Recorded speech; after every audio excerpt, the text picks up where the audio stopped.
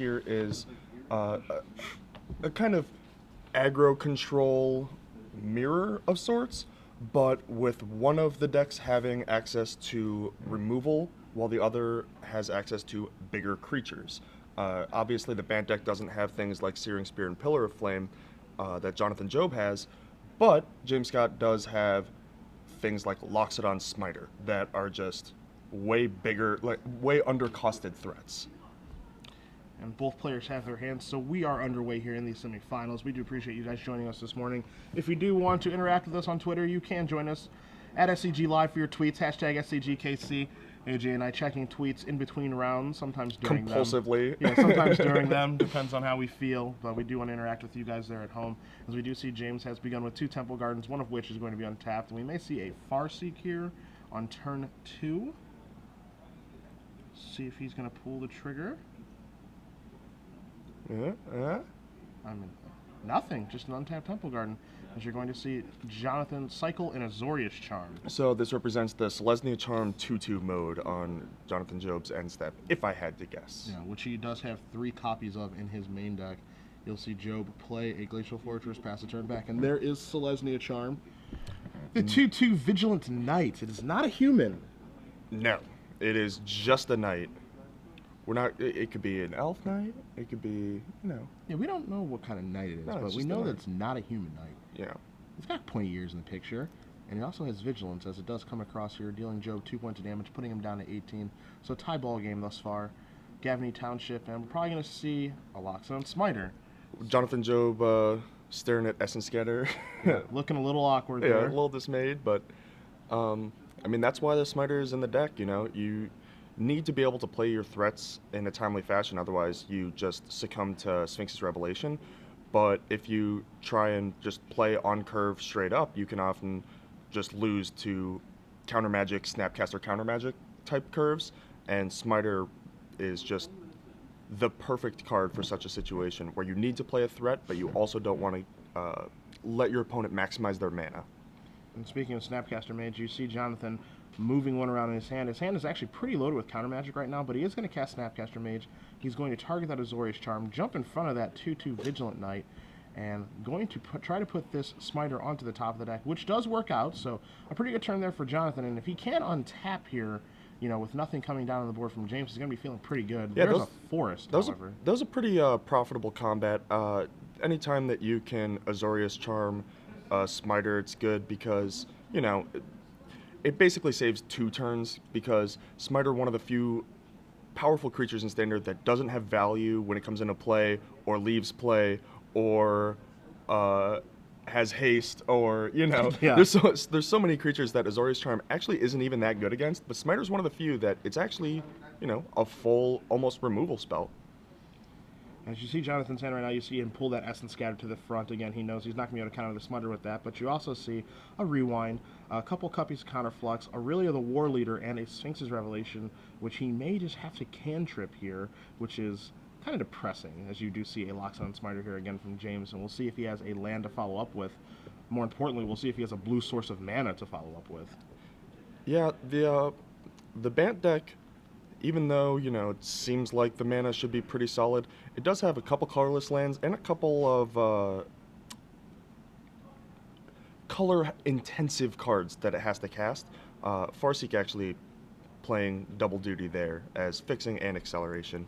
Here comes your Loxodon Smiter. Job did opt to not cycle that Sphinx's Revelation, just took a draw step, drew a Steam Vents. I guess, AJ, my question for you as we do progress into the mid-game here is, 1, would you have cycled that Sphinx Revelation, and 2, would you have played that Steam Vents untapped? I can't imagine cycling Sphinx's Revelation would be very profitable there. He only has the 1 copy. Well, now he has 2, but yeah, he only has the second one. He only had the 1 copy at the time, and you really need that to fully pull ahead as you transition out of the mid-game into the late game. And as for the Steam Vents untapped, I think that if you play it untapped, then you're kind of committing yourself to Revelation for 2, which isn't exactly where you want to be either when you only have the 1 copy. But now that he has 2, he should be happy to Divination on James Scott's end step here. And that's exactly what's going to end up happening. You saw James try to cast a Farseek. Rewind could not be cast fast enough. by Jonathan. You know, he's really going to counter anything at that point as he draws a Sacred Foundry and another Rewind. So, you know, the only thing that he really needs to worry about right now is just this 5/5 locks on Smiter. He needs to get this thing off the table as he draws a Sulfur Falls for the turn. We do know that Jonathan does have a Really of the War Leader in his hand. Not sure if this is an ideal situation to cast it, as the shields will be down for James to actually take advantage, but thus far, James has had the opportunity to cast some of his bigger spells, like a Thragtusk or a Sigarda Host of Herons, and he has not done that, so his hand might be a little bit weak. Yeah, you know, having Cavern and 5 lands and not playing anything, Jonathan Job's got to be feeling like James likely has spells and things like Prime Speaker that, you know, he can't really take advantage of, maybe the Angel of Serenity, that his hand isn't exactly ideal for this game state, and he might be able to take the turn off to play Aurelia, and as you see, that's what he chooses to do. And so you do see Aurelia, the War Leader, come into play, attack for 6. Smiter's going to come back for 5, and here comes a Thragtusk.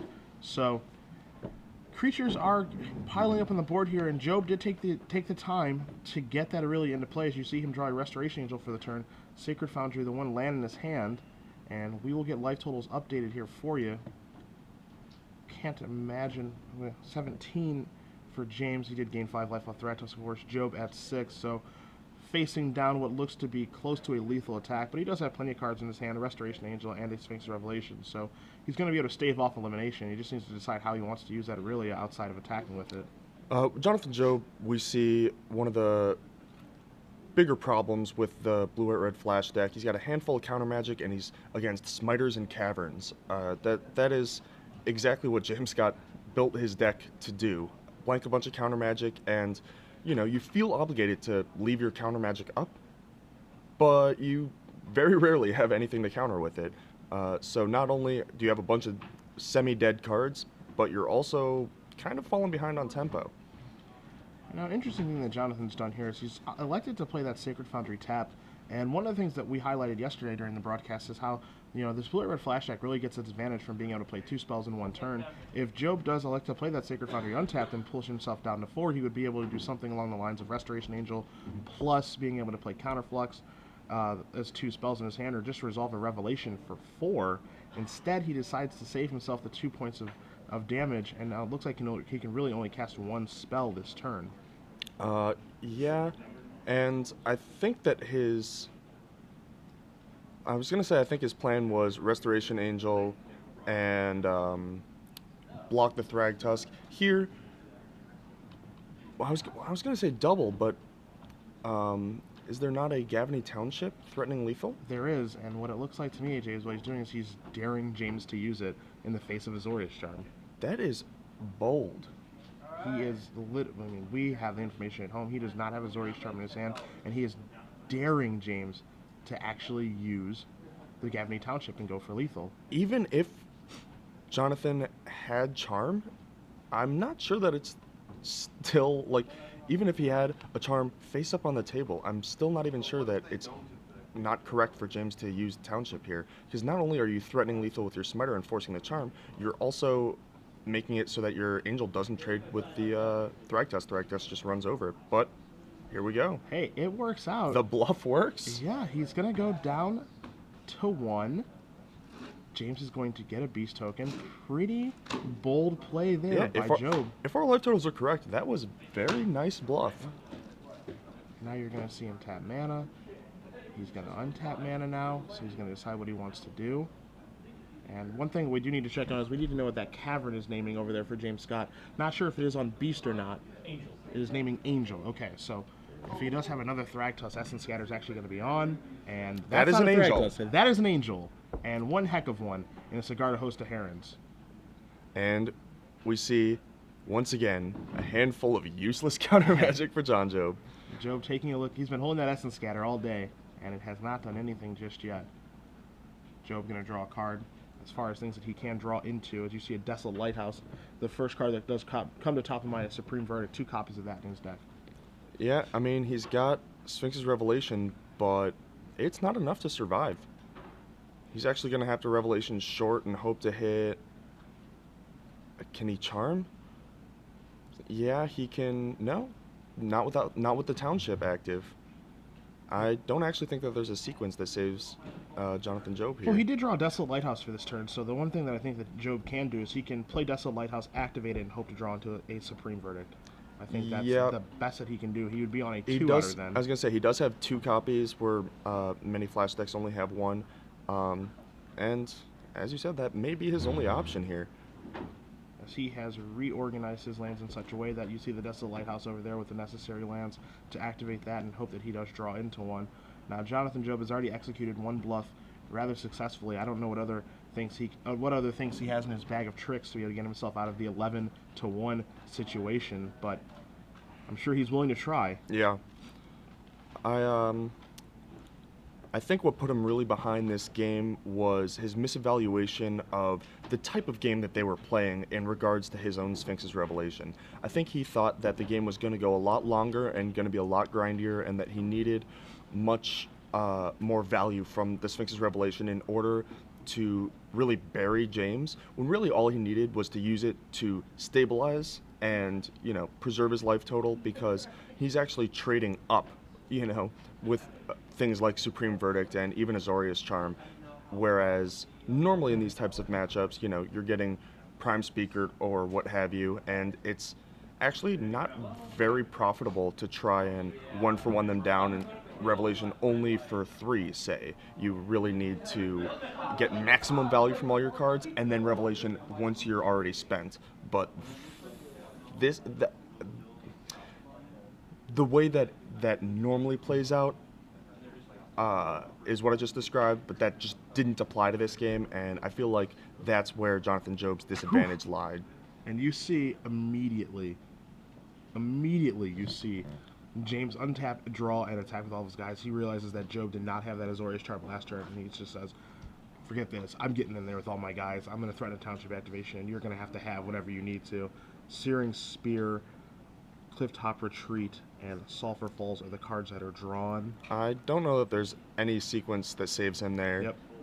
I think his only out in that particular situation is trying to Desolate Lighthouse into a Supreme Verdict. Yeah. And hopefully he hits his 2-outer and is able to clear the board, and then the rest of the cards in his hand will take care of the job. But I think that game came straight down to a misevaluation of his role in the game, the type of game that they were playing, and a misevaluation of the type of Sphinx's Revelation that was required. sure. We're going to cut back to the booth here. It is trivia time, of course, and Oh no. I'll explain the rules, and AJ's going to have to ask the question. We hope he's prepared this time, as he was a little scared yesterday. So I bit the bullet. I'm a good guy. Very easy. We'll ask you guys a trivia question, and you will hashtag your answer on Twitter with SCG Premium. We will select one of the correct answers. Again, it's not about speed, it is about accuracy. And after this match, we will announce the winner, who gets the 6 months. But without any further ado, Mr. Soccer. All right, this is all I got. Okay. What deck here in Kansas City is guaranteed a slot in the finals? Ooh. All right. I don't think that's too tough. I think that's fair game. What Maybe- deck here in Kansas City in our standard open is guaranteed a slot in the finals? Might have to do with the other batch that we're not covering, maybe. I don't want to give away any big hints, but if you're able to answer that, again, hashtag SCG Premium, we will select one of the winners who has a correct answer, again, about accuracy, not speed, and We have give a away big 6 months. We have a big roulette wheel in the back that we spin, and Yeah, it's like a big show. We just don't show it to you guys. That's yeah. all. No, it's just for us. We have to entertain ourselves somehow. We do the South Park, the chicken thing, where you let them run around. The guy's got the kazoo. I don't watch South Park. Bail out. Bail out. I don't know. No. No, I don't watch South Park. All right. I'm just. If you want to talk about chicken jokes, though, Arrested Development's a little more my speed. Is it? Anyone in this family even seen a chicken? What do you? That's right. Is that supposed to be a chicken? I don't. All right, sideboarding. You guys see Jonathan Job's sideboard on the screen. AJ has it in front of him, and he needs to make things a little bit better. I actually think that game 1 kind of went the way he wanted to, but I think, as you said, a small misevaluation. He did have a couple of good turns in the early game with the Azorius Charm and the Snapcaster Mage on that, but just wasn't able to really stabilize, and that counter magic looked a little bit poor, so maybe he sideboarded some of that out? Yeah, I mean, again, that game 1, he thought that he was going to be able to one-for-one more, and then use the Sphinx's Revelation to refuel afterwards. But I mean, with Smiters and Cavern and, casting the Thragtusk, the only really counterable creature the entire game, on the turn that Jonathan Job tapped out, um, those counters were not going to be one for ones, and his Revelation was actually needed to pull him into the game into a stable board position rather than being the type of Sphinx's Revelation that he waits until after. That being said, post board, he gets another copy of Supreme Verdict and a couple detention spheres. Now, the reason that that's important, besides just helping him stabilize, is it is not only a way to trade up, which is super profitable for the Sphinx's Revelation deck. Normally, the Revelation deck doesn't mind trading down, and by trading up and trading down, I mean giving or receiving card advantage on exchanges. Normally, the Sphinx's Revelation decks are willing to trade down a bit. 1 for 1, maybe 2 for 3 themselves sometimes, or 3 for 2 themselves sometimes, just to get to the point where they Revelation and then none of that matters. But here, if you can Detention Sphere 2 things or use Supreme Verdict to wrath the opponent's board of multiple creatures, then you're profiting so much that your Sphinx's Revelations are going to be extraordinary, no matter how much they're cast for. Even 2 or 3 is just going to be back-breaking. So yeah, upping on your removal count post board and maybe shaving some of these not so good counter spells, probably where Jonathan Job's going to be. Taking a look at James' side here, playing against the blue-white red deck, the first thing you kind of look towards is the counter magic in his side, where you see a negate and dissipate if he wants to fight over things with reactive spells, or if he just wants to be purely proactive in this match. That'll be an interesting thing to see how he does decide to sideboard. But the most important card, and the obvious one that he's going to bring in here, are the 2 copies of Garruk Primal Hunter, because it just plays both roles very well against the blue-white red flash deck of being proactive and being able to create threats and being able to draw himself cards and be able to just keep flooding the boards with cards that are problematic for Jonathan. Other than that, we have seen it earlier when we saw James yesterday against Tyler Lytle playing Esper Control. We thought that maybe Psychic Spirals would come in, but after we saw how the games played out, didn't really seem like the best of ideas. I think that holds true here as well.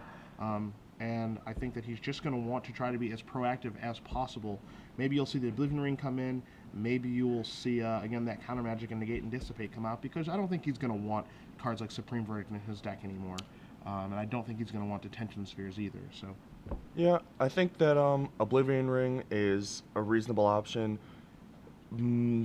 basically just for Jonathan Job's Detention Spheres. As you said, Garruk is like the premium card in this matchup going into the post-board games, because not only is it a huge threat, but it can draw a ton of cards, and you can actually keep pace with Sphinx's Revelation. As we talked about yesterday, you'll often see this convergence point in games in Standard right now, where on turn 9 or 10, both players will either blast off a giant Sphinx's Revelation, or one person will Revelation, the other person will Garruk, or whatever the card advantage engine is, and then you'll start a new game. Both players around 20 life and around 7 cards in hand, except there's like 8 lands in play for each side. yeah. And Garruk is the card to let the Bant deck sort of keep parity with Sphinx's Revelation, the card that's supposed to be pulling the Flash deck ahead.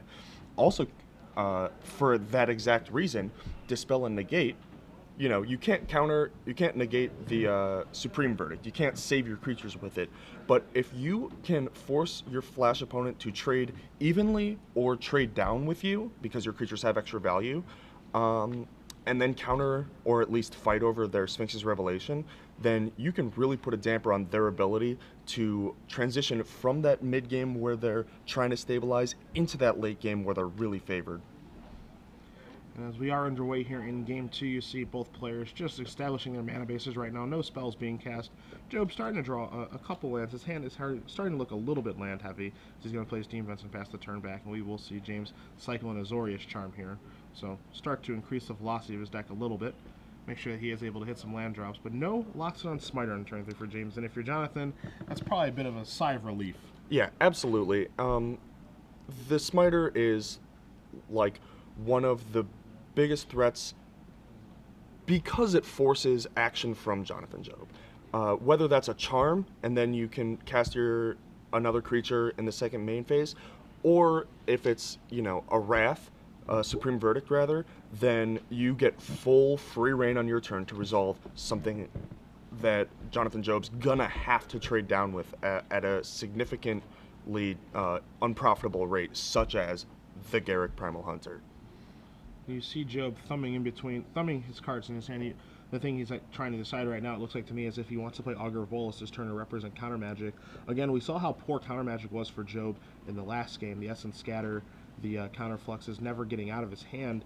But the one thing is, he doesn't want to let that influence the way he wants to sideboard. And the reason for that is because if he does board out of that counter magic, AJ, then Garrett Primal Hunter is free to just come into play and dominate a game. Yeah, not only the Garrick, but also the namesake card of the deck, the Prime Speaker Zaganya, is a card that is, hard, a little more difficult to cavern out if you're trying to cavern your Thragtusks or your Angels. And obviously, it doesn't have an uncounterability clause such as the Smiter. So those two spells are sort of the big ways that the Bant deck can keep parity with the Sphinx's Revelation deck, or pull ahead even in card advantage. And they are also, coincidentally, two of the most counterable spells from James. So Jonathan Job definitely doesn't want to cut all of his counter magic because, specifically for those two cards. You see Augur of Bolas here for Jonathan, going to reveal a Hallowed Fountain, a Sulphur Falls that go to the bottom, and a Sphinx's Revelation that'll go to hand. But the one thing that we see in his hand here, for everybody at home and us in the booth, is that he is setting up an Angel of Serenity, a one of that's in his sideboard that is in his hand right now, has the mana, it looks like, to cast that the next turn, and if he can walk James into playing a third creature, he can actually clear up the board and have a sizable threat to actually close the game with. So the perfect card here. Jonathan also representing Rewind yet again that he does have in his hand. So, even though he is being beaten down here by a Restoration Angel and a Loxodon Smiter, I think things are looking favorable for Jonathan. But again, we don't have very good information on what's in James's hand, as he is keeping it pretty hidden from everybody but himself. James playing it close to the chest, doesn't want to reveal any secrets to us, In the booth, we're trying to analyze, and he just wants to play his game, Cedric. Just let him play his game. He doesn't want anyone to know what's in his hand. He wants it to be a surprise for everybody. I think that Angel of Serenity, as you said, is going to be a big crux in this game. Not only to, if James doesn't have an answer, then it will outright stabilize and probably kill him. But even if he has the Selesnya Charm, or I guess Selesnya Charm is the answer, then it still buys a turn and a half, which then Jonathan Job can use to blow off a giant Sphinx's Revelation and then untap and use, Supreme Verdict or whatever, multi-removal spell type of turn he needs to really exchange resources.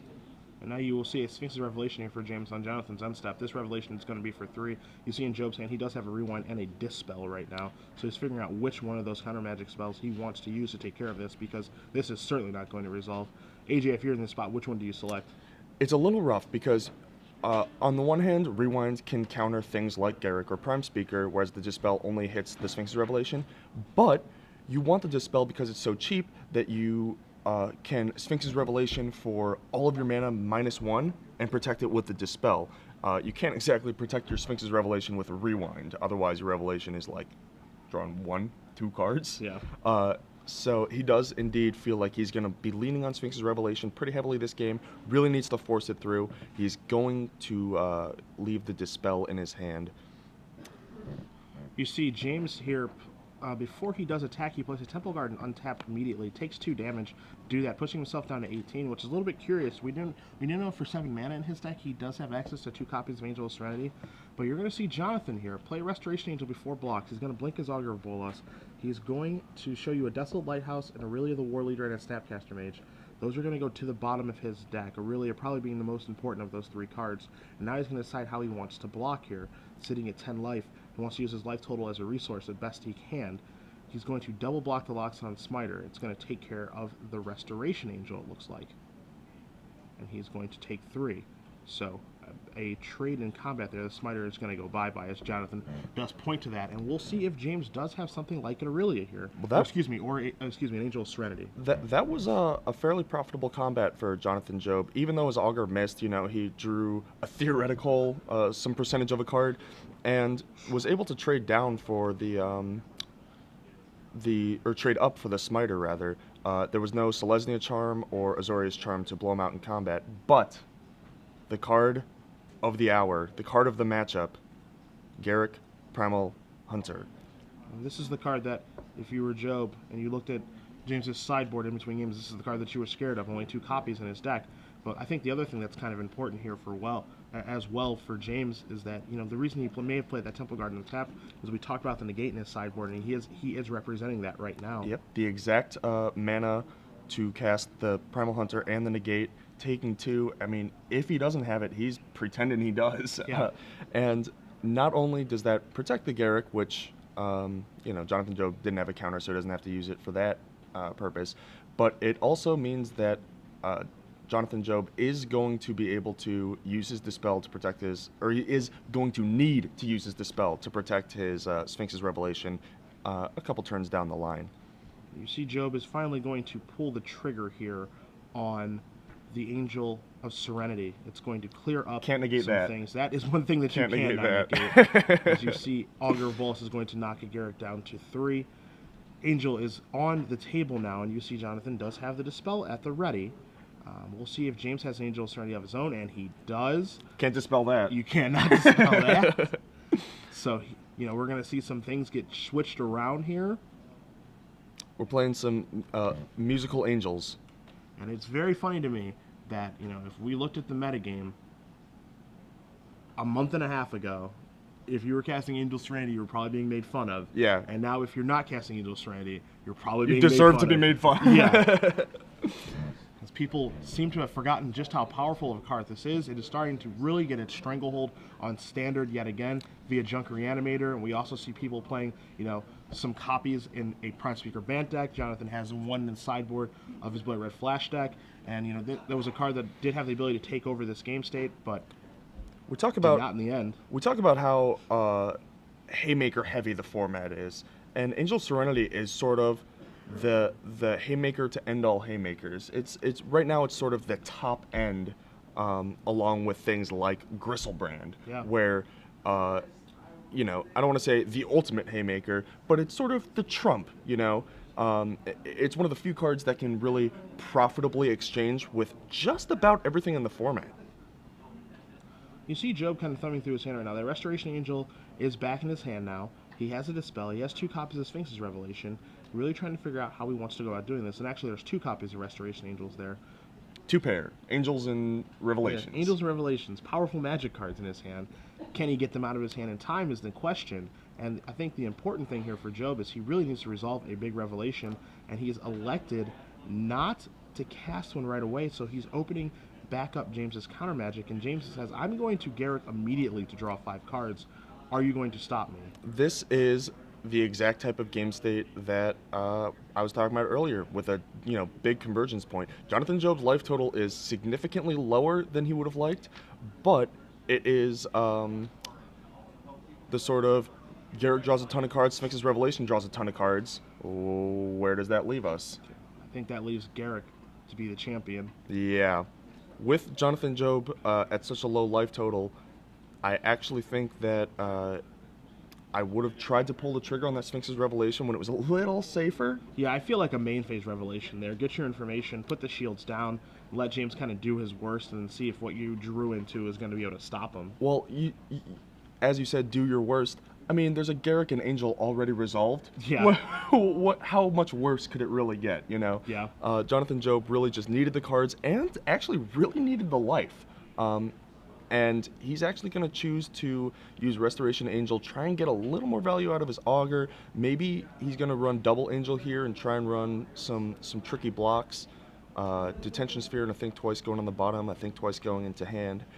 Yeah, maybe this is his strategy because he's going to try and knock off the Garruk while he can.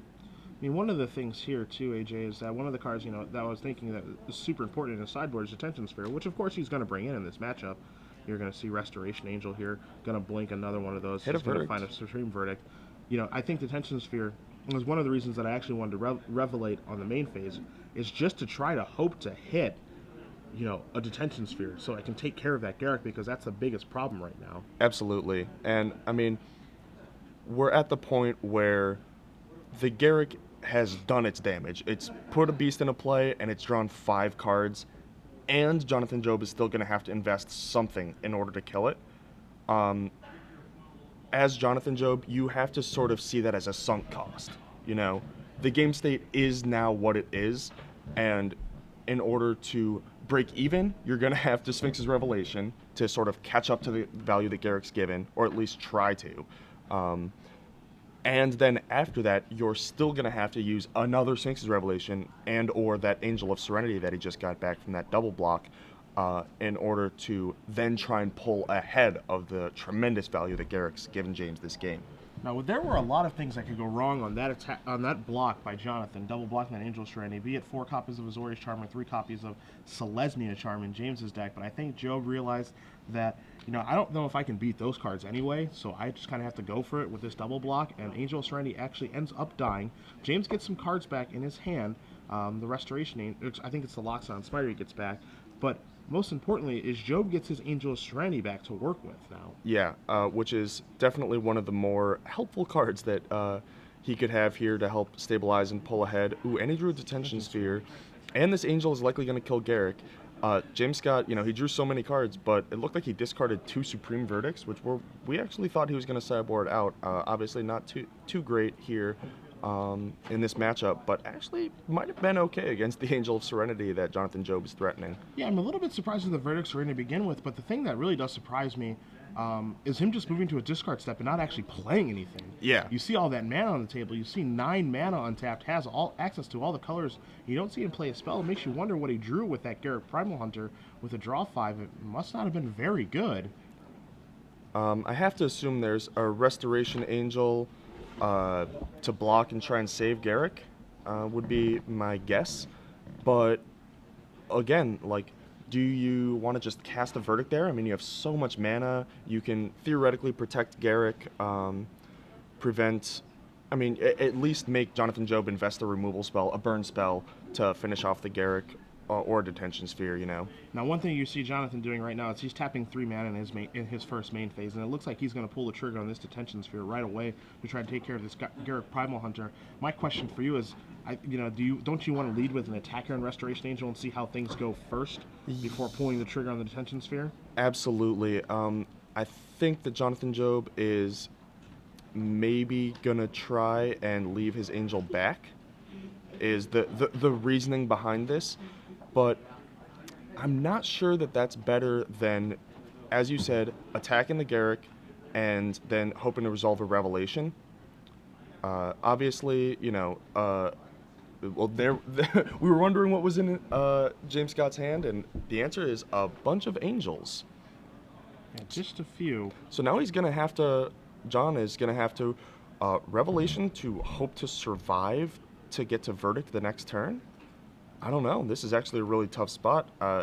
As I said, his life total being that low is absolutely crucial, because when you enter that sort of convergence point where both players are going to draw a ton of cards, you actually need to have a high enough life total to sort of play with, continue to survive while you exchange cards.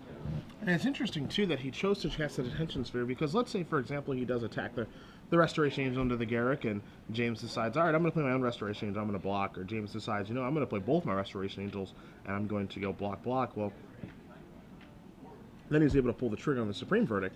Now, of course, he knew about the Supreme Verdict from the Augur Bolus, but, maybe he forgot, or maybe he misevaluates on what he's trying to accomplish. Now, instead, we're looking at Supreme Verdict that doesn't look like it's going to be cast, and we can see Jonathan's hand. He doesn't really have very much going on, and we know that James has the Detention Sphere in his hand, and is probably going to cast that to take care of the Restoration Angel. Well, that would kill his own Angels, so that would not be the best play. That would be the worst play, yeah. Actually, of the decisions. That would be the worst one. So here's the Desperation Revelation, and James We thought he had negate. Yeah, James definitely signaled negate way earlier, and when he tapped 2 there, I thought that was going to be the game, but it looks like he was just cycling Charm, and Revelation's actually going to resolve, so James running a little bluff maybe earlier in the game. But Jonathan Job is going to go up to 7 and potentially block to only take 6, going to theoretical 1. A Selesnya Charm is lethal here, but James still doesn't have one. Might have boarded him out. Yeah, that was the reason, as I misstepped on talking about detentions for taking care of the Angels. That was the reason I think that we kind of wanted to board in the Oblivion Ring. Yes. So you don't have the detention sphere hiccups. Exactly. But James, using his turn off quite well with a Giant Sphinx's Revelation, he's going to draw 4, was that? And, but his shields are down, so now Jonathan Job is likely going to play his own Revelation. Actually, he has the Supreme Verdict. Yeah, Excuse me. He can Verdict. Right now, I mean, as we're trading haymakers back and forth, that Revelation looks to be for 5 right now, by the way. Mm-hmm. But as we're trading haymakers back and forth here, both players are just going to keep putting their shields down, it looks like. He can Supreme Verdict, or he can Revelation. He can cast that Angel Serenity. Yeah, Angel to take care also. of those as well. And you see James is picking up his Restoration Angels, ready to put him in the bin. And it looks like that's where they're going to go. Yeah, the Restoration Angel attack usually signifies that it's either getting Wrathed or Angel Serenity. And you see Job there with 5 lands up, and we know that he has a Rewind in his hand. You also see a copy of Think Twice as well, so he can think twice and flash it back. As James quickly draws, plays a Glacial Fortress, and is going to figure out what he wants to do this turn. You see a hand with at least 2 Loxodon on Smiters and an Attention Sphere over there, so we'll see how he wants to sequence this turn out. But as we do see James play his cards this turn, a quick update for you guys. Will Craddock in the Junk Reanimator Mirror does win and defeats Jacob Bao 2-0. So Craddock is going to look to redeem himself from his finals loss in Dallas earlier this year and take down a Standard Open. I would say that he redeemed himself by winning the Legacy Open. See, that's what you would say, but I think he wants to be a Standard champion as well. I believe that the trophy count can never be too high. That's accurate. Yeah. We're going to see a Loxodon Smiter here. We see Job cast a Think Twice, and it looks like that's the only spell that James Scott is going to like to cast. So you see Think Twice be flashed back. Looks like Job drew an Assemble the Legion, a card that we have talked about quite a bit this weekend. It's really starting to make its presence known in this Standard format. Another card that James would like to Oblivion Ring or negate, use his sideboard cards on. So Jonathan Job, for a long time, he had 2 Sphinx Revelations, right? And he can use one as sort of bait/stabilization and his other one to really pull ahead. But that double Restoration Angel turn was very threatening. Jonathan Job had to use a Revelation for only 2 to survive. So now he only has 1 Revelation, and he's trying to figure out, how can I get this game state to a point where I don't have to use my Sphinx Revelation to stabilize, but rather stabilize with just the cards that I have and use the Sphinx Revelation to bury my opponent. And he's going to have to use his powerful control cards, such as Assemble the Legion and Angel Serenity, to try and get to a point where his Revelation is not a desperation, man, I hope that I can survive Revelation, but rather on, okay, now, we're even, and I'm just going to win from here. You see Jonathan going through his hand, deciding what he wants to do here. Again, he does have a ton of options with the Angel Serenity, the Restoration Angel, the Sphinx's Revelation, and you're going to see James cast a Restoration Angel here. And it looks like we're going to see Jonathan pull the trigger on the Rewind that is in his hand. And there you do see a Rewind. So that will take care of that Restoration Angel. James is going to untap. He's going to draw. And he looks like he's going to come across. This is a lethal attack. We know that Jonathan does have a few tricks up his sleeve. Wondering how much this Revelation is going to be for, because as you said earlier, he can Revelate for 1 less and leave that Dispel up. Yeah, like, he does have Dispel and Negate, so it is possible that he wanted to leave up both. But here, the Sphinx's Revelation for 2 to survive resolved, so you gotta feel pretty confident that James doesn't have a counterspell here.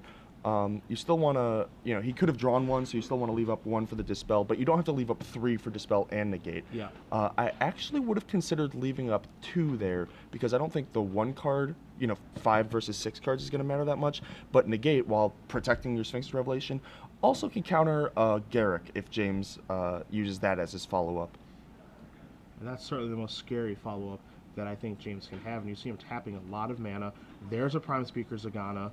That cannot be negated or dispelled, so you're going to see James draw 5 cards, I believe. How many cards are these players drawing? It's every turn I feel like they're drawing entirely new hands. Yeah. Except for James is at 18 and Jonathan's at 3. Yeah. And now you're going to see James cast a Thragtusk. Okay. So Thragtusk is going to push James up to 23. And this is the game state that Jonathan Job was actually kind of playing towards. Even though James just drew a million billion cards, Jonathan Job has a full grip. His Revelation resolves, and he now gets to play something like Verdict Assemble, which is a pretty good sequence, or Angel of Serenity, also quite powerful. Yeah, it's all about exchanging cards after the Revelation, and wow, look at that hand. It's like 15 cards. Yeah, they both have a million cards in their hand. As you're going to see Supreme Verdict take out the 3 creatures. Beast Token is going to be left behind. Job sitting at 3 life, which is one of the poor numbers that he can sit at right now. Facing down exactly 3 damage. Yes. Little uncomfortable position. And, one of the things that is, you see Job looks like he's going to decide what he wants to discard right now, and he's going to be thumbing towards what I feel is probably one of those Assemble Legions, but maybe a Dispel. But as I said earlier, we talked about Assemble Legion quite a bit yesterday, and your ability to convert, as you put it, the cards that you're drawing into actually being able to win the game. And you see where Job would really like to be able to establish Assemble the Legion, but he is just, the water is rising too quickly. He's never has the time or the window to actually just tap 5 mana, play that card, and actually start to get it online, because it would turn the tide, but it actually doesn't affect the game right away. Yeah, not only do you have to tap 5 at sorcery speed and pass, but then you also have to wait at least a turn, probably 2 or 3, before Assemble Legion really helps you stabilize, and then after that, it turns around and helps you win the game. That Jonathan Job just doesn't have nearly, even close to that amount of time, facing lethal attacks turn after turn after turn, always having to keep his head just above water. So there's a Restoration Angel that's looking to block this Beast Token.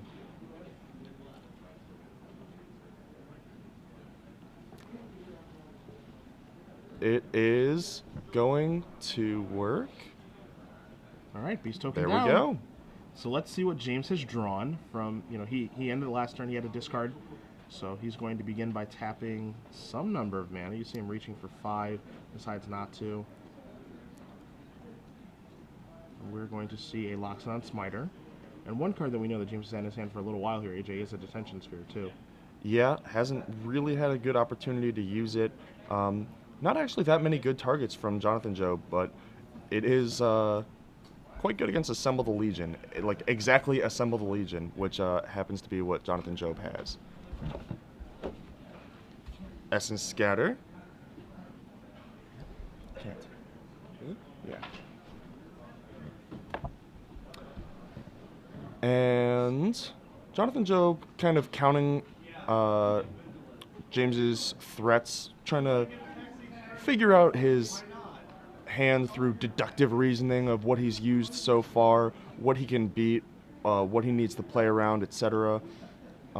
Looks like he's just going to play the Assemble the Legion here, try and maybe chump with his Restoration Angel and use his counter magic. I mean, now he's got Negate, Scatter, Dispel, so I think this is the point where he's trying to get that Assemble the Legion online.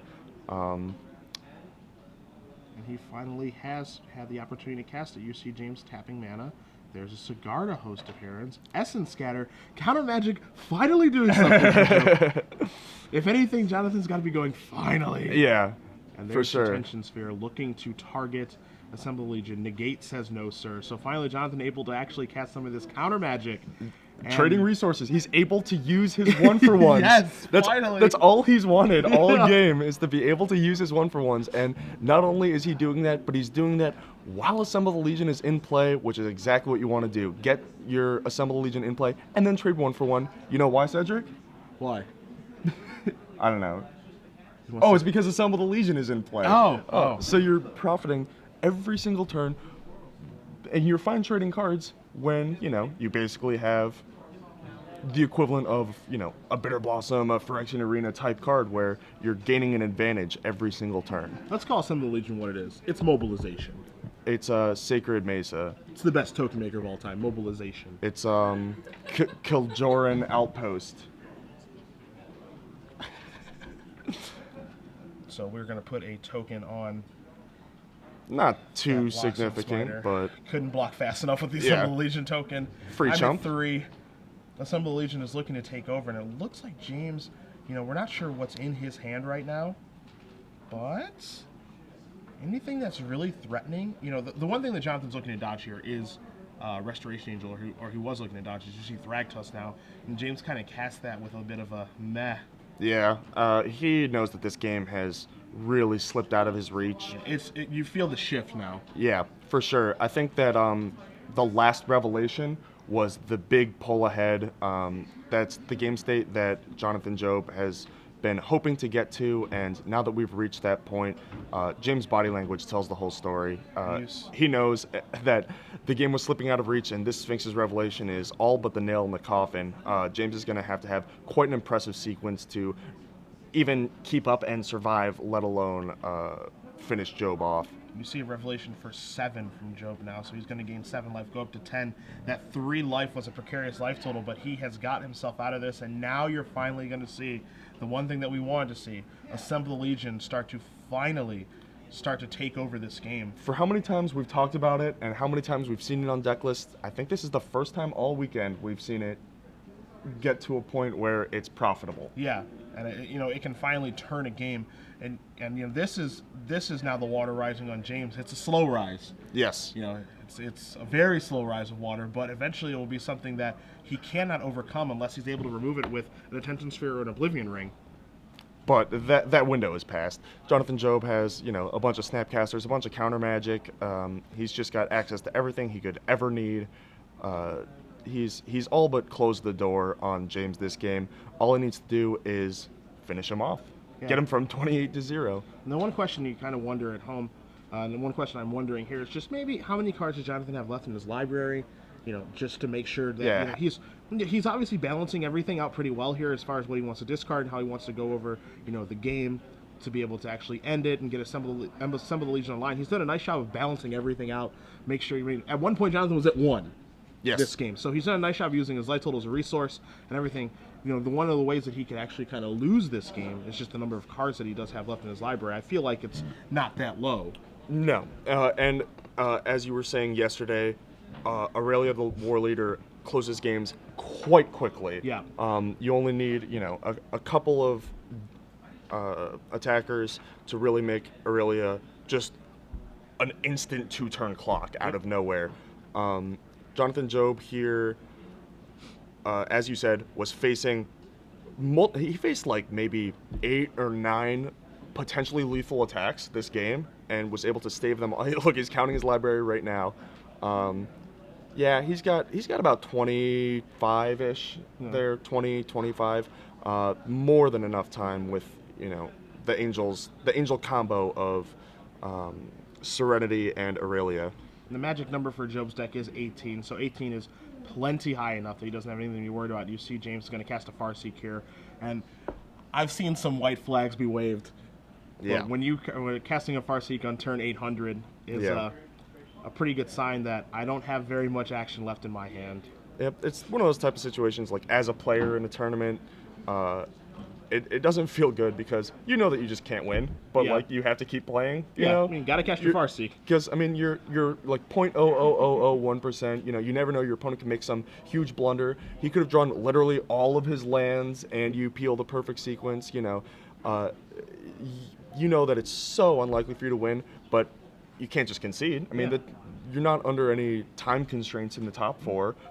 There's a lot on the line. You have to play it out. Yeah, you can certainly gain some information. Yeah, about absolutely. how Jonathan plays the next game, or How he plays the end game, it's very significant. And maybe how he sideboarded. You can always gain information, so there's real no reason to concede, especially when you're in untimed rounds here. for sure. Now, we'll see. I don't think that James is going to be able to come back this game, as Job does have, again, a pretty stable life total. He's starting to build an advantage that James can't come back with the Seven of the Legion, slowly but surely. He's rallying the troops. Yes, that's certainly what he's doing. He's doing his best Paul Revere impression here. He's a little slower, it takes a little more time, but he is indeed creating an army that will likely end up finishing James off in his own sweet time. Now you see an Assemble the Legion, the soldiers are going to attack, and then Job does cast Supreme Verdict to reset things. You'll see a Gathering Township activation, make that beast a little bit bigger, and we'll see what Job wants to do to take care of that. We know he has a Snapcaster Mage in his hand, likely to have an Azorius Charm in the bin, or if he's just content taking 4 points of damage, which it looks like he is. Again, using his life total as a resource. Yeah. Definitely not all that threatening. A little confusion going on there, but some of the Legion ticking up to 4, making some peoples. So there's your 4 red-white soldier tokens that do have haste. Job going to draw a Clifftop Retreat. And, yep, just all counter magic and removal and win conditions for Jonathan Job. Yeah, now he can start making this attack. And this is the attack I assumed he was going to start making, which is attack with all but one. The chump chumper with the other one. Yep. And if anything goes wrong, he's got counter magic. He's got an Angel of Serenity in his hand as well. And if he really wants to close the door on this game, he can tap his mana on his turn to play Aurelia the War Leader and really just start to put a crushing blow on. Yep. So the game is not over in terms of life points, that sort of thing, as you're going to see James cycle an Azorius Charm, but this is an insurmountable advantage, and this is where the Blue Red Flash deck wants to be, but it's difficult for it to get there against this Prime Speaker Bant deck. Yeah, I mean, you can see why Magic is confusing for some, because a couple turns ago, both players had a ton of lands, a ton of cards in hand. Jonathan Job was at a significantly lower life total, and James's board looked much more impressive, and all we could say was, well, Jonathan Job's got him right where he wants him. Yeah. James is really looking for some help here, but that is how this matchup plays out. That is how this deck plays out, and it looks like Jonathan Job's considering the Aurelia. The time may be upon us to actually close it out, make it a two-turn clock, and move us on to a game 3 here. Now, this is actually a lethal attack here by Job, as he does have 8 tokens in play, plus Aurelia. So the first attack will be for 11, and the second attack will be for 11. And by my math, and I'm no scientist like yourself. Hold on, I have a calculator app on my phone. Pull it out. That's 22? If we could get our director to maybe run some numbers for us, 11 and 11, how does that add up? He's typing frantically on the computer. It is 22. Essence Scatter will take care of the Restoration Angel, and Jonathan Job wins quite a nail biter of a game 2. And that feels like that should be a game 3. Yeah, I was gonna say, not only facing a bunch of lethal attacks and barely staving them off, but he was staving them off by tapping out. He had to use all of his mana and a bunch of his cards to stabilize, where if James had basically anything on some of those turns, Jonathan could have just gone to 0 life, despite a handful of counter magic and Sphinx's Revelations, because he wasn't able to convert them at a reasonable clip, where James got ahead early. His Garrick he got under Jonathan Job's Sphinx's Revelations and was able to quote Revelation before the Revelation deck, using his Garrick to draw 5. And at any point there, like an Azorius Charm was lethal for a lot of those turns, a Selesnya Charm was lethal for almost all those turns, and counter magic, any piece of counter magic was lethal for a bunch of those turns. And James just didn't have any of it. He had a bunch of kind of do-nothing creatures and, I guess, lands. Yeah. And I think one of the things that you can take away from that game, actually there's 2 things. Number one, you see very clearly the difference between the Tension Sphere and Oblivion Ring in that game. Yes. The Tension Sphere taking care of the Garrett Primal Hunter, We saw that James was holding on to a detention sphere of his own for a very long time. Had one of those copies of the detention sphere been an Oblivion Ring, I think that game is wildly different. Well, yeah, because of Jonathan Job's sort of conservative play of rather than attacking, trying to kill the Garrick with the Restoration Angel, he chooses to Detention Sphere it. While that does, help him survive against some sequences that James was representing, it also does turn on the Oblivion Ring, your Detention Sphere, get back Garrick. You can't Detention Sphere, but the Oblivion Ring does get back the Garrick, which, as we've said multiple times, is the biggest threat to Jonathan Job's overall game plan. But one of the other things that did happen, the second point I do want to highlight in that game, is that when we saw, both players starting to draw a lot of cards there on James's side, he did eventually run out of action. But one of the things that kind of contributed to that is when you have bad cards to draw in your deck, you can, it's a makeshift way to run out of action. We saw him draw 2 Supreme Verdicts. And the Detention Sphere, aforementioned Detention Sphere, a bunch of theoretical spells that are basically bricks. Yeah. And, as I was saying, we don't know what he had, a bunch of lands and a bunch of do-nothing creatures, and Supreme Verdicts and Detention Sphere. When you have those semi-dead cards, you could draw 15 cards, and it's not going to matter if none of them impact the game state and try and prevent Job from doing his thing. It's all about rule assessment in this particular matchup, and James needs to understand, and hopefully he'll realize this for game number 3, the final game of this match, is that his Supreme Verdicts, that he has access to in his deck, that's not really where he wants to be in this matchup. No, it's super important for Jonathan to be casting Supreme Verdict, not for James. Right. If James gets in the situation where he needs to actually cast a Supreme Verdict, Jonathan is literally pumping the fist, going, you have to kill my creatures? Yeah. Awesome. My creatures are awful. Yeah. You have to wrath. Yeah. I mean, I said it as soon as we were given the deck lists. It's sort of an aggro control mirror where one player has removal in the form of, the Searing Spears and whatnot, and the other player has way better creatures in the form of Blocks on Smiter and whatnot. And when you have the better creatures, Wrath of God variance is not where you want to be. Yeah.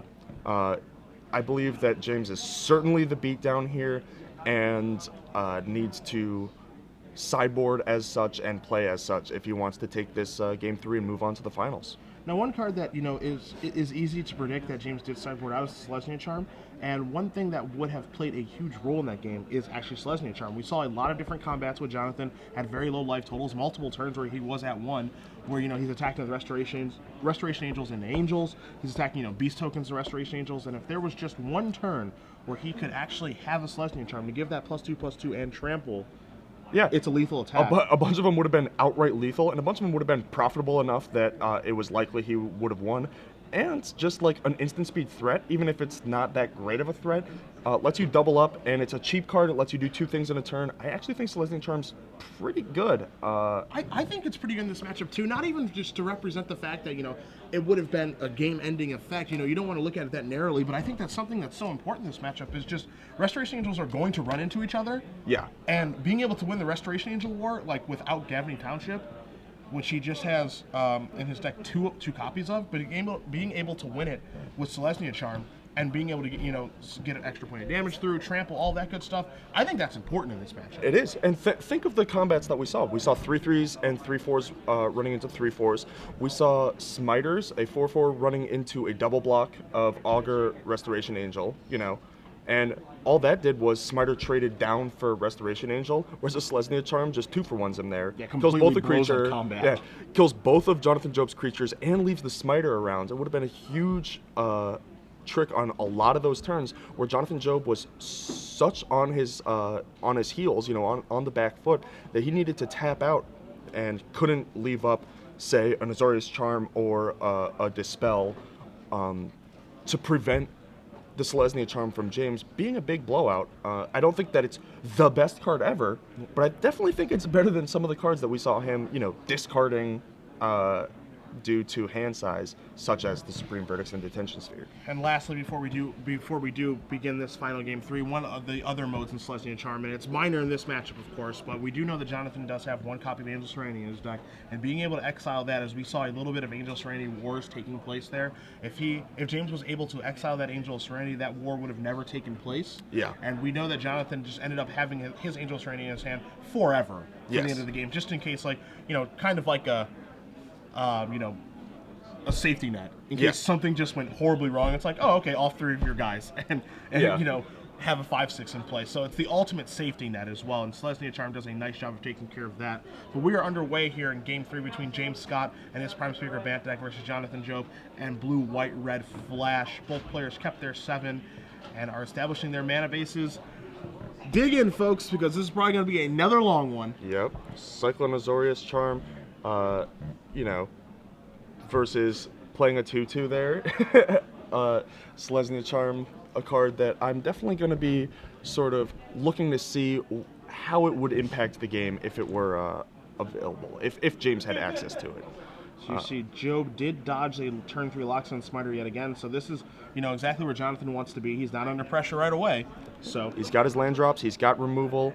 All he needs is to continue to buy time and use a Sphinx's Revelation, and that's exactly how, this deck is supposed to work. So here comes Santa Claus, right down Santa Claus Lane in Restoration Angel, and you see that James did play a Gavany Township as well, so, Restoration Angels running into each other. Not going to happen this game. Something that's not going to happen this game, that's right. Gavany Township, one of the pretty interesting cards from James' deck, because it allows him to not overload on threats on the board, but he still gets to use his mana, sort of forcing Jonathan Job's hand, forcing him to use Supreme Verdicts on what otherwise would be pretty insignificant threats, allowing James to utilize his actual threats properly. And you do see Job here just play a Hollow Fountain and say go. He was considering playing a Restoration Angel on the end step and decided not to. So here comes Restoration Angel. Azorius Charm is going to put that back upstairs. As you see James thumbing through his hand, you see a negate in his hand, but he is going to let this resolve, and we'll see if he has a Thragtusk or some sort of awesome follow-up here. Yeah, Restoration Angel, one of the more Azorius Charmable creatures, but it's still, you're still fine drawing it, passing the turn, playing on an end step. It's unwrathable. It lets you double up on threats. It's fairly significant ability in this matchup, facing down counter magic. Speaking of which, we do see a rewind in Jonathan Job's hand, which is the perfect answer to an opponent being able to double up on threats, and that's exactly what we're going to see. So rewind's going to take care of that, and you see an Essence Scatter in Jonathan's hand as well. James is going to draw his Restoration Angel and likely just going to pass the turn back. So, Jonathan was having problems getting counter magic actually be useful, as we see James playing a Breeding Pool untapped here, but it looks like it's actually going to be fairly good now. And the reason you see James play that Breeding Pool untapped is because he does have the turn of Restoration Angel plus Negate, it looks like. Yeah, that is certainly what he was representing. Last game he took a similar line, taking 2 damage down to 18, because his life total doesn't matter nearly as much as Jonathan Job's, to represent a negate that he ended up not having. Yep. And this time he's doing the same exact play. It's as if last game was a setup for this one, because he did the same exact play, and Jonathan Jobs knows that last time he didn't have the negate, but this time he does. Yeah. And so you saw James cast a Restoration Angel.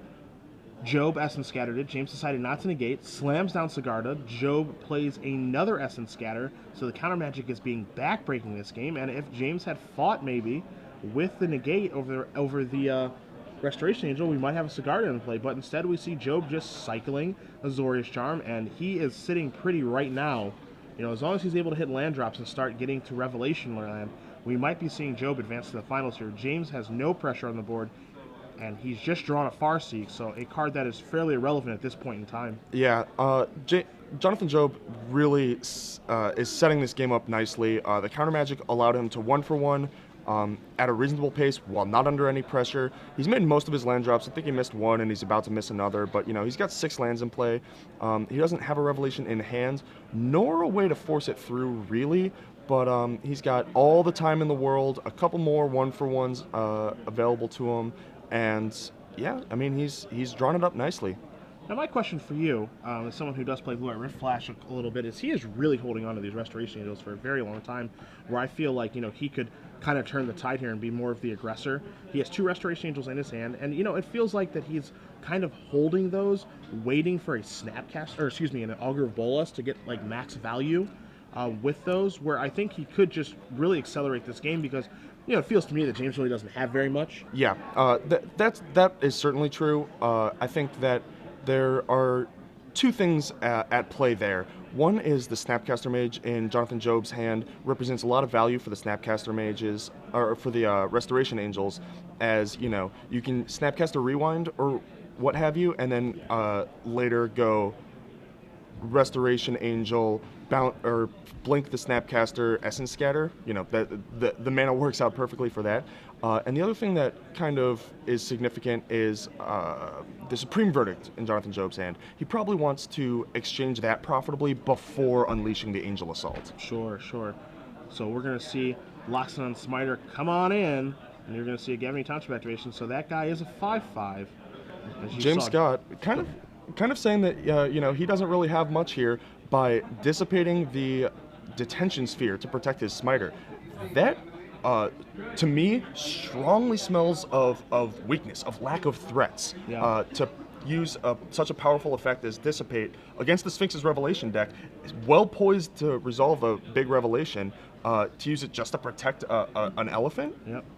You see Job is going to pull the trigger on the Supreme Verdict. He's just going to trade 1 for 1. He's going to play Sacred Foundry. He's going to pass the turn. He is representing Counterflux right now.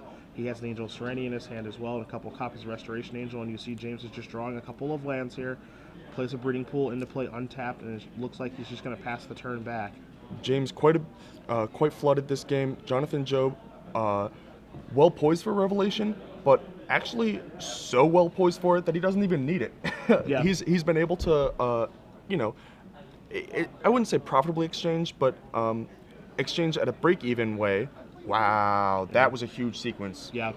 As you see, James did cast a Sphinx's Revelation that was going to be 4/5 to try to get him back into this game with Negate backup, but Counterflux says, I don't care about Negate backup, and here is Augur of Bolas, and this is what Jonathan's been waiting for. Now those Looking for restos. one of those. These restos have gone from, to a very good Magic card to a great one now. Yes. He's going to take Supreme Verdict off of this first Augur of Bolas, and now you're going to start seeing him cast those, and we are going to turn the corner here. Unleash the Angels. Release the Angels, Cedric.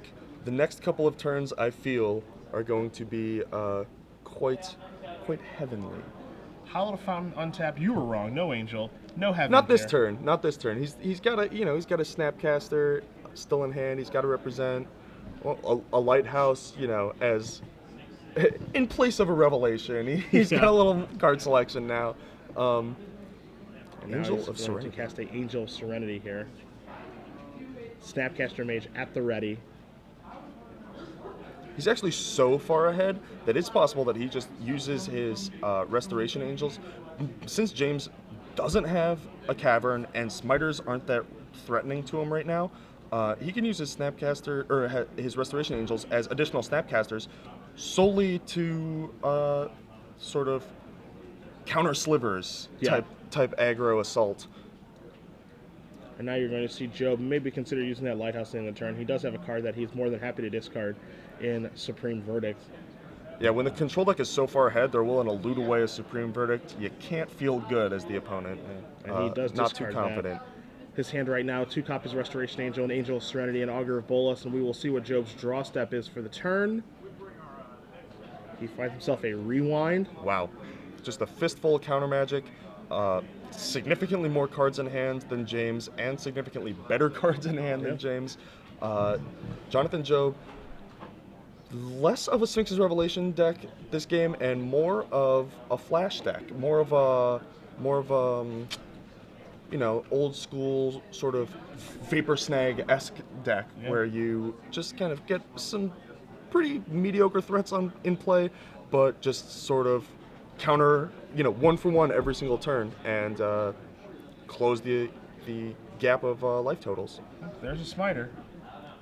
Big ol' elephant, one of the few things that can't be countered by Jonathan Job, but Restoration Angel a significant threat here with James only at 10 life, an Augur for value. You kind of see the difference between, how you and I play Magic, where, I kind of sense weakness and I just want to kind of pounce with Yeah. Restoration Angels and try to get my opponent dead and try to cut their draws. Where, I mean, you can try to close the game quickly, but at the same time, by playing a little bit more conservatively, as like you are kind of advocating, and you see what Jonathan's doing, he's kind of getting it so that he has created himself a sense of inevitability. Yeah, rather than win 95% of the time in the next 4 turns, he's winning 99% of the time, but it's going to take him 8 to 10 turns. See, I'm busy. I got things to do. Yeah. I want to get him dead quick and then just play my next match. You're going to see Smiter come across here. Jonathan, again, can use his life total as a resource here. He is at 12. He fans through his graveyard. He does have, a Restoration Angel to blade that Snapcaster Mage to Azorius Charm that Smiter back to the top. He can also just block with an Augur of Bolas and move on with his life as well, which you see him do. Detention Sphere is going to join the party here. Detention Sphere, again, pretty low impact, pretty, you look at Jonathan Job's deck, the only really, truly profitable card that you can D-Sphere is, there's the hand. I was going to say it's some of the Legion, but... Can't D-Sphere the hand. Yeah. Can't Detention Sphere that one. So Jonathan Job, Star City Games Invitational Top 8er, and Star City Games Legacy Open Champion in Las Vegas last year. He's going on to the finals, and he's playing against another Legacy Open